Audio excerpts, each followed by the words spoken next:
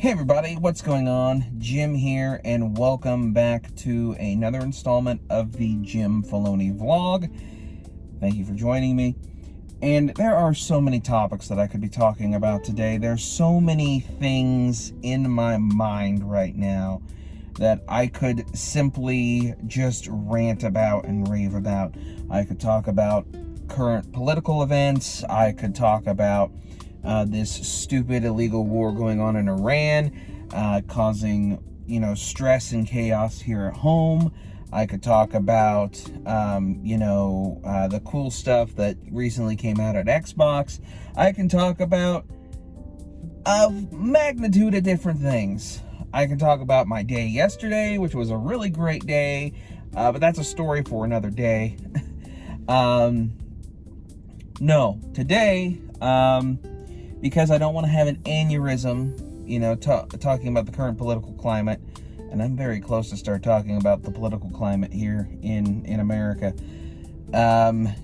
Today, I'm going to be talking about something else, and it's, depending on who you ask, probably just as a big deal, and that is what is going on with PlayStation. PlayStation. Well, let's turn the clock back a little bit.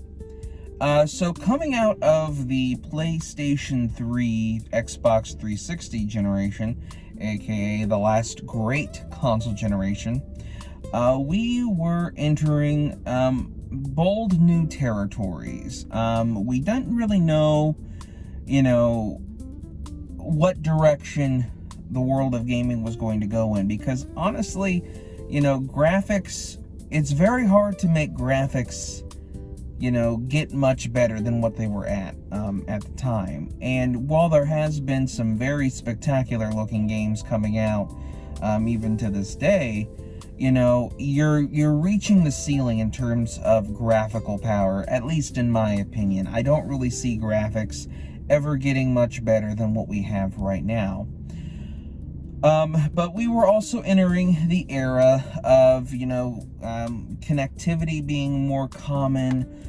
We were entering just a new landscape. Online gaming was becoming more prevalent. And, we were all really excited as to what was going to be happening with the different console generations, what Xbox was going to do, what PlayStation was going to do, and we already saw what Nintendo was going to do with the Wii U as it came out a year prior to the release of the Xbox, what would be the Xbox One and the PlayStation 4. Of course, we got that infamous Xbox presentation where, they revealed the console, and it was mostly just online, talking about TV, talking about this, that, and the other, and very little about gaming. And then more information came out, 24-hour DRM check, where if you didn't check in every 24 hours online, your Xbox could potentially brick and be completely useless. You couldn't share your games, you couldn't, even your physical games, they were tied to your, user ID and your gamer tag, and there wouldn't really be a way to share. Now, you could loan your games out for like a very short period of time, but, once it was done, you couldn't share that particular title anymore. Very similar to what Nintendo ended up doing with the Switch games, with Game Share with people in your family library. But I think Nintendo's is a little bit better than what was initially offered, in the Xbox ecosystem when it was originally designed and announced. And of course, everyone was pissed off about what happened with Xbox. I was also pissed off, and we wanted to wait and see what was going to happen with Sony. And let me tell you something.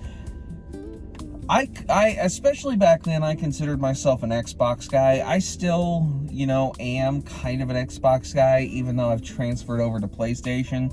But so much of my gaming identity, so much of my greatest gaming memories came from an Xbox, whether it be the original Xbox, Xbox 360, and so on. Xbox is just kind of ingrained in my DNA in a lot of ways. And, I really just love the Xbox ecosystem and the Xbox platform. And to be so utterly betrayed like this was very, very insane and very, very surreal. And then you had the PlayStation. The PlayStation 4 came out, and they just completely roasted, Xbox. They said they weren't going to do DRM. They said that you could share your used games. There's a video showing you how to share your games on PlayStation 4, and it's just you hand your game over to your buddy, and that really spoke to gamers and made a lot of gamers jump from Xbox to PS4. Because, PC gaming was still pretty niche at that point. And I would argue that PC gaming is still niche. I wouldn't say it's as niche, and I would say that, it's, maybe niche is the wrong word, but, a lot of times, at least from a game development perspective, a lot of games are still developed with the consoles first in mind. So that's kind of what I mean by that. You can definitely still play a lot of great games on PC, and PC gaming is definitely becoming the main way to go. But when it comes to development, at least, a lot of these games are designed with console first in mind. But anyway, the systems come out, and this really was the generation not to lose. And PlayStation 4 in particular just steamrolled, won the generation, was very, very pro-consumer. And, it's such a strange thing. And, as I've gotten older and as I've looked through, the annals of gaming history, you can always tell that when a system loses, the console generation, they do their best to make themselves seem like the good guy and push forward, and be really pro-consumer. So you look at going from the PlayStation 2 to PlayStation 3. PlayStation 2 was very successful, one of the most, if not the most successful video game system of all time. PlayStation 3, it really struggled, and it didn't really win the console war that generation. It ended up winning in sales at the very tail end, and that was mostly just because of Xbox's hubris already kicking in. But with the PlayStation 3, it just really, really struggled. Xbox 360, Xbox One, it lost.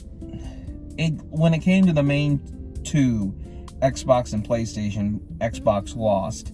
Nintendo lost that console generation overall with the GameCube, and then went on and did the Wii. But that's when Nintendo's kind of big thing changed, where instead of just making a normal box, they tried something new, and it ended up working amazing for them. But when it came to the PlayStation, they really wanted to start the next generation on the best foot possible. Meanwhile, Xbox, they had Don Matrick come in, and Don Matrick is responsible for killing the Xbox brain, in my opinion. They had so much good stuff going for them, and then when Donny Boy took over, it just really started to collapse. And it was such a devastating blow that Xbox didn't really have a chance to fix itself. Phil Spencer, bless him, he did his best, but especially as Microsoft started getting more antsy with it, and its tendrils further engrossed Xbox, it really became a struggle. And now we're in the situation where we're at today, with Xbox struggling and whatnot. Now they have a new CEO of Microsoft Gaming, and now Xbox Gaming, and we hope for the best. But anyway, we're not talking about Xbox, we're talking about PlayStation. So the reason why we're talking about this little history lesson is we're now jumping ahead to this year, to just a couple days ago. A update rolled out for the PlayStation 5 and PlayStation 4, where now, starting like 2 days ago, games that you purchase now basically have a time limit on them.